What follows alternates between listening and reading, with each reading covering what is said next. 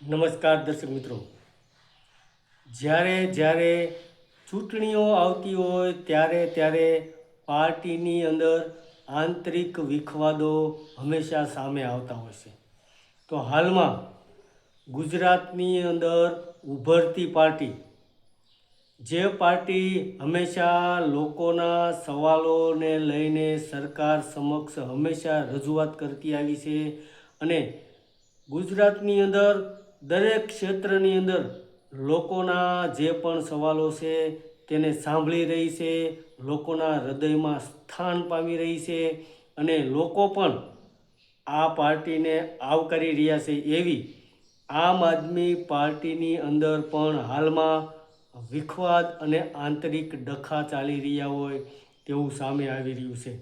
કારણ કે હાલની અંદર આમ આદમી પાર્ટીના કાર્યકરો અમુક નારાજ જોવા મળી રહ્યા છે અને એ પણ ગોપાલ ઇટાલિયાનો વિરોધ કરી રહ્યા છે. અને એ કાર્યકરો આમ આદમી પાર્ટીના એવું કહી રહ્યા છે કે આમ આદમી પાર્ટીના જે ગોપાલ ઇટાલિયા છે તે હિટલર શાહી અપનાવી રહ્યા છે. જે લોકો તેમની નજીક હોય તેમને વધારે મહત્ત્વ આપી રહ્યા છે અને નવા કાર્યકરો હોય, જે પણ નવા આમ આદમી પાર્ટીની અંદર જોડાયેલા હોય તેઓની વાત સાંભળવામાં આવતી નથી. જેને લઈને હાલમાં આમ આદમી પાર્ટીના નેતા, મહિલા નેતા રેશમા પટેલે પણ આ બાબતે સવાલો ઉઠાવ્યા હતા અને કહ્યું હતું કે આમ આદમી પાર્ટીની અંદર તેઓની વાત સાંભળવામાં આવતી નથી. તો હાલમાં આમ આદમી પાર્ટી ગુજરાતમાં આવનારી ચૂંટણીમાં કંઈક નવું કરવા જઈ રહી છે, ત્યારે આમ આદમી પાર્ટીની અંદર જ તે વિખવાદ જોવા મળી રહ્યો છે. જેનું એક ઉદાહરણ છે, કારણ કે આમ આદમી પાર્ટીના ખેડૂત નેતા રાજુ કરપડા પણ હાલમાં આમ આદમી પાર્ટી છોડી અને જતા રહ્યા છે અને તેઓએ વિસાવદરની અંદર ખેડૂત સભાનું આયોજન પણ કર્યું હતું. ત્યારે એવું કહેવામાં આવ્યું હતું કે વિસાવદરના લોકો આમ આદમી પાર્ટી સાથે નથી, પરંતુ ખેડૂતો બધા એક સાથે છે.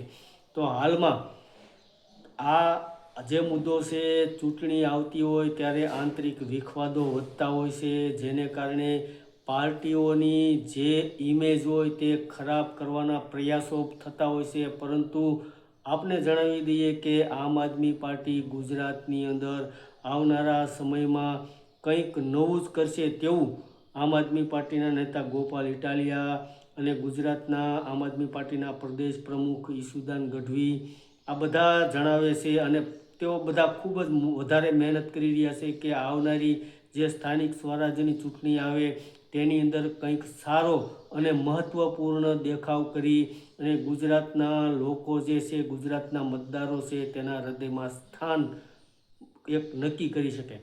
તો દર્શક મિત્રો, હાલમાં તો આમ આદમી પાર્ટીની અંદર જ ડખા ચાલી રહ્યા હોય અને ગોપાલ ઇટાલિયાનો જ વિરોધ થઈ રહ્યો હોય તેવા હાલમાં મોટા સમાચાર મળી રહ્યા હતા. ધન્યવાદ દર્શક મિત્રો.